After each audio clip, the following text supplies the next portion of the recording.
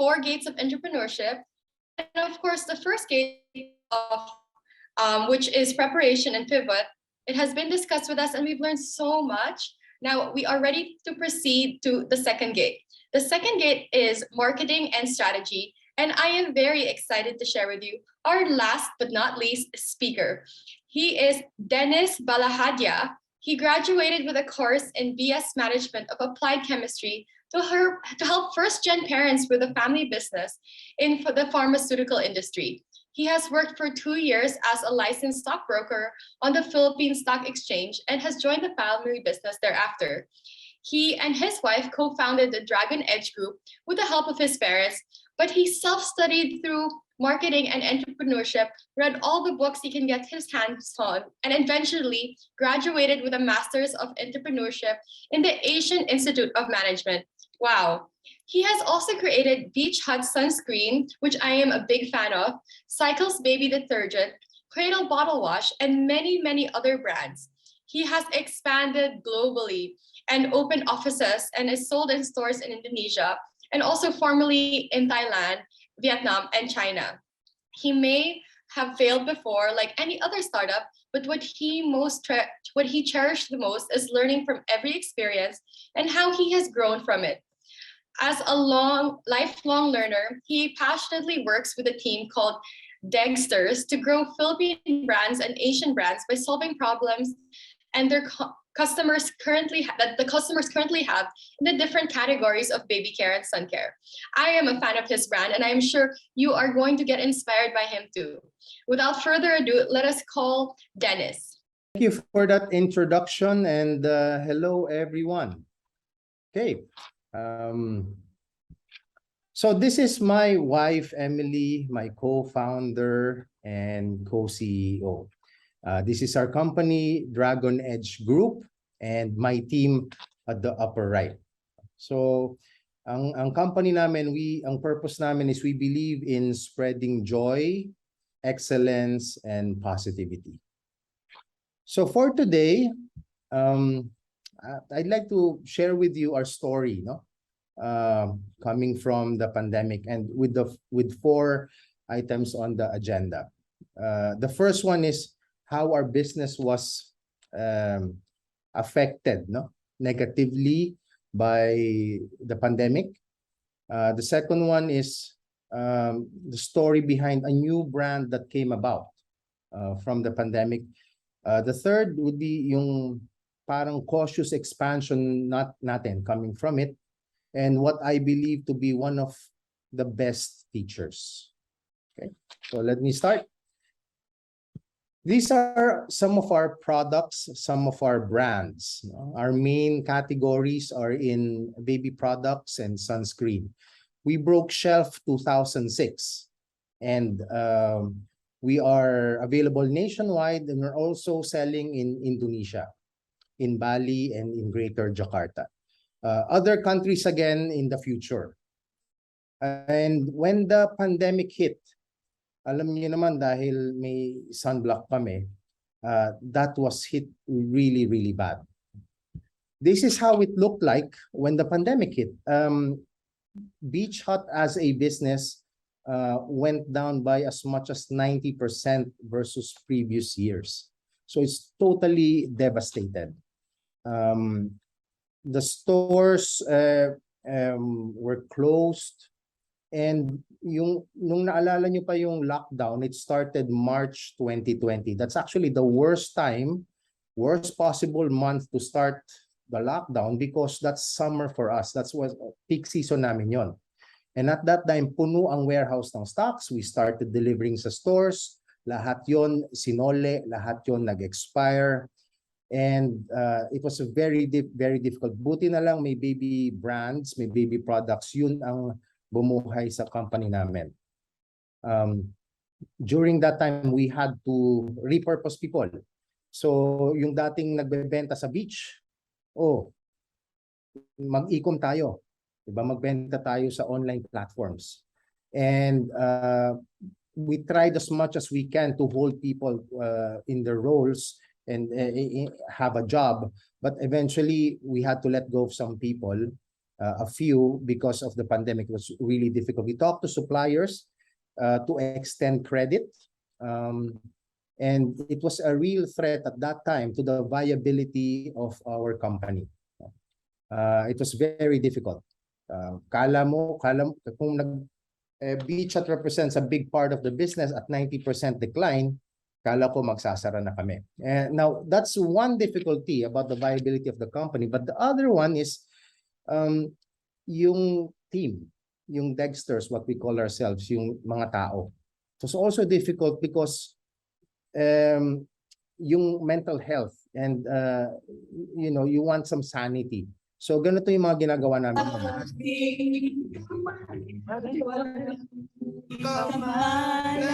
Malay, nagtinuruan mo ang puso ko na umiibig na. Okay. So, nag-video kami online, no? So, aside from the viability of the company, we also had to take care of the health and well-being of Dexters. We had to take care of each other. We didn't know at that time how long it will last, diba? But you had to find ways. You had to be creative. You had to find solutions to survive, not just as a company, but also as a team, as people, how to take care of each other. Okay? So we would have these sessions online. I think nag-improve naman over time ang quality ng voice, pero that's another story. Okay. So what happened? And this is the start of our brand. We ask our question, how can we help? Nung panahon na nag-lockdown, unemployment rate went as much as 17%. No? Maraming walang trabaho, maraming nagugutom. So ito yung kids ko, we're so proud of them. They helped out create sandwiches and we went around, gave away food. And what I observed is when we were giving food, may nagtatanong sa akin, Kuya, may alcohol ka ba? You know, yung 70% alcohol. Everyone, you can see the fear in their eyes. Takot kasi walang supply ng alcohol. Ang hirap maghanap. Nagkakaubusan. No? Frontliners, hospitals. So thank you sa pagkain, may alcohol ka ba? So I went back to the team via online Zoom, parang ganito, and discussed it. You know, guys, wala palang alcohol, ang hirap pala ng supply. Ano pwede natin gawin? We have this SKU as part of BChat, and ang dami nito sa warehouse, yung bottles, kasi kaka-order lang namin for summer, and right now hindi namin siya magamit, no? Dahil walang summer. So kinausap namin ng manufacturing supplier namin, tinanong namin, and meron silang fortunately may supply sila ng alcohol, and the team said, okay, why don't we use yung empty bottles natin and gawin nating alcohol? And with that, this happened. No? So we were able to transform natutulog na bote at sprayer, and we created the label, and we put there not for sale, and ginawa naming 70% isopropyl alcohol. And we did this in exactly 11 days, from thought to the actual product that you see here on the right. And we're proud of that. It's something that is part of our values at DEG. It's tawag namin DEG value number 4, mabilis, sobrang bilis. We believe in agility. So with this, meron na kaming alcohol, and we started giving it around, donating it. And I was surprised, even hospitals were welcoming it because kulang sila ng supply. So we went around sa frontliners. Iyaharang ka pa nun, syempre, di ba, may mga checkpoints. But if you nicely say that you are going around to help out the frontliners and give out alcohol, of course, they will let you through. So we were happy to help out. And we were even picked up by an international site, no, on what we did. So inisip namin, when we were giving it, pwede kaya natin gawing negosyo yan. No? Dahil kulang pa rin ng supply sa stores, sa market ng alcohol, and we have this brand, Holy Seed. Na ngayon, sabi nung isa naming daughter, why don't you name your alcohol Holy Hands? And this is our first Holy Hands product, no? Nakalagay sa galon, no? Nalalagyan. We started selling it, no? Yung alcohol in this format. So while we were selling it, we were talking about, okay, how do we do it more? Ano pang pwede natin gawin with the alcohol? And when we enter categories, we always think about how do we reinvent the game? How do we do something different? What innovation can we do? And we thought, why don't we come up with this? A refill pack. No? So, may health issue nun dahil sa pandemic, may budget issue. So, mahal ang mga bote, lagay natin sa refill pack. Now, yung innovation na to took several months because ang hirap pala maghanap ng compatible na pouch for something like 70% alcohol. Kasi lumolobo siya, nasisira label, and other things. So we had to go through more than 15 types, experiments, to find kung ano yung kaya mag-contain ng alcohol. We had to know the different layers of the pouch to be able to contain the alcohol. Notice also that the Holy Hands refill pack is white. So we didn't know if it will sell. Ang pinakamababa ang MOQ is white, and we put a sticker, and it's low cost, and it started selling. Now, we didn't know if it will sell. So we just put a sticker, mas mababa ang presyo, maraming matutulungan, and we put it in the market, and luckily it's sold out. Nakita namin, uy, may demand, no? Nakakatulong siya, and I think napababa natin ang presyo because nilagay natin siya sa pouch. And of course, with no hesitation, the Dexters went around, gave it away, no? Donated it together with food, no?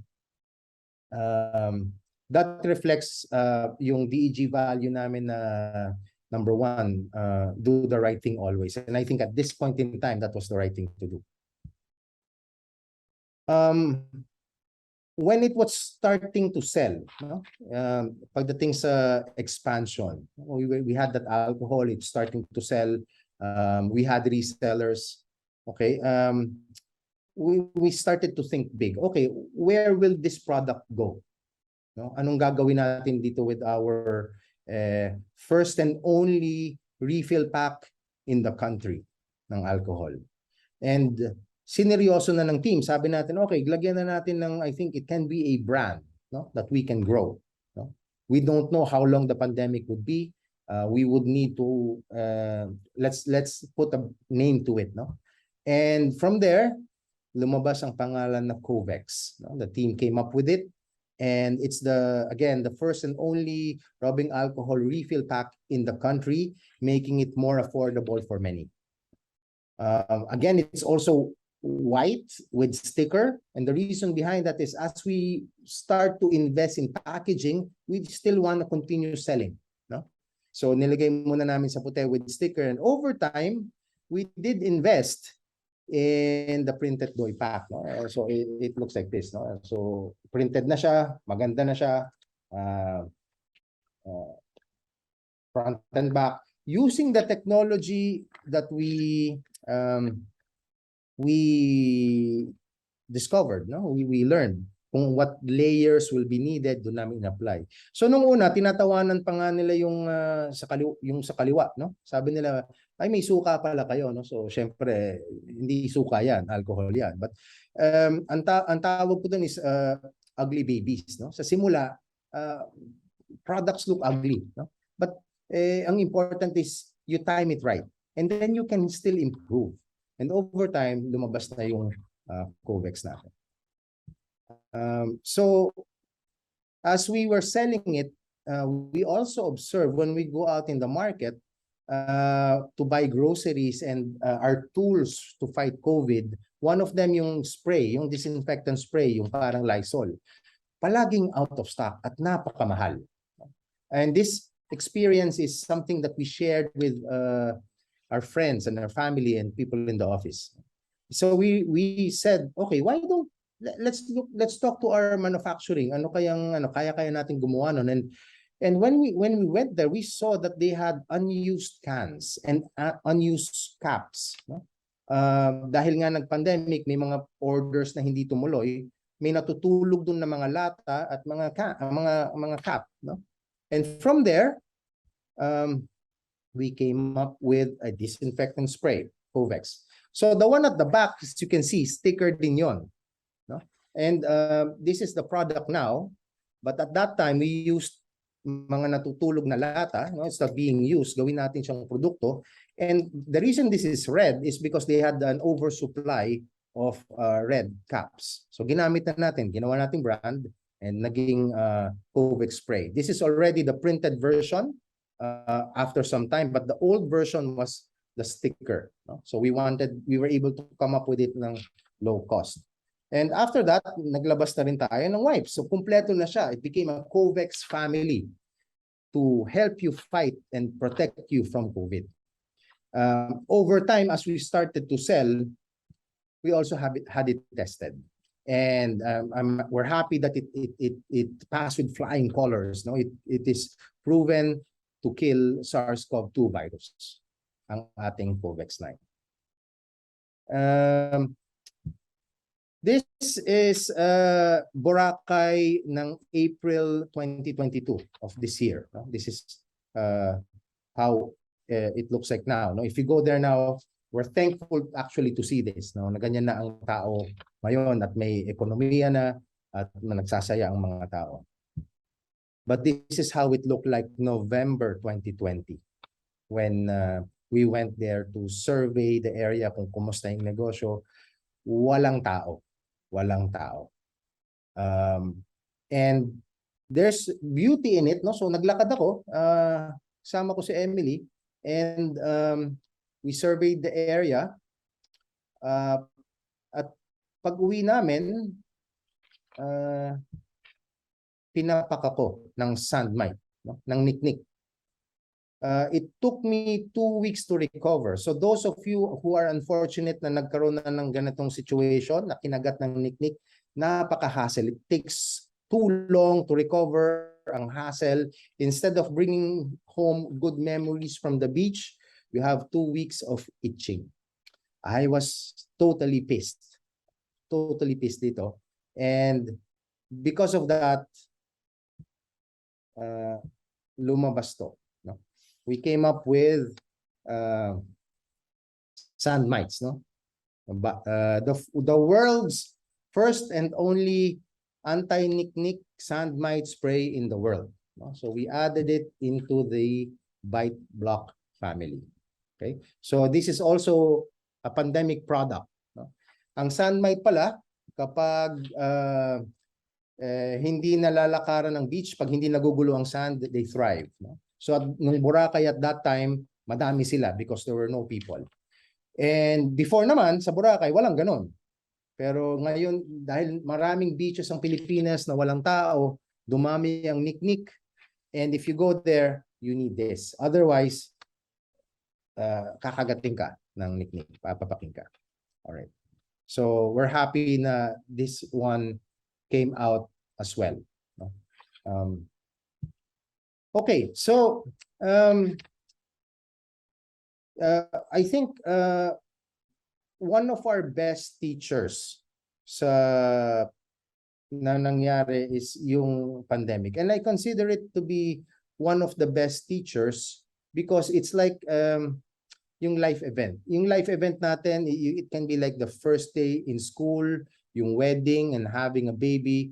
These are things you'll never forget. It changes you forever. And I think the pandemic is the ultimate life event for everyone. No? There's life before COVID and then there's life after COVID. No? It changed us forever. Hindi lang individually, but also everyone else. No? And we all lost loved ones. No? It's painful. But zooming out, I think it's important to reflect on what are the lessons that it taught us, because life goes on. Life goes on.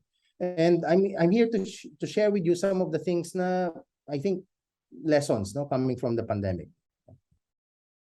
The first one is, it is what you label it to be. I share with here a photo of us with my family when they got certified in scuba diving.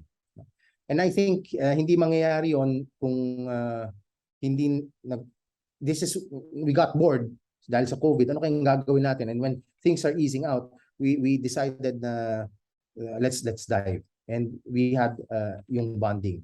When COVID started, sabi nung isa naming daughter, Dad, Mom, do you know na before COVID, minsan lang tayo mag-dinner together as a family. So I was shocked. Sabi ko, what do you mean? Palagi kami nandito for dinner. And then sabi niya, yeah, but not really, because you're busy. You have dinner meetings, you have extended office work. So we don't really have dinner. And nung pandemic, not only did we have dinner together, we had breakfast, lunch, and dinner together for years, for more than a year. And it's an experience that dinala rin ng COVID, something that I'm thankful for. We got closer, we got to know them better, and we did activities we never did together because magkasama kayo 24/7.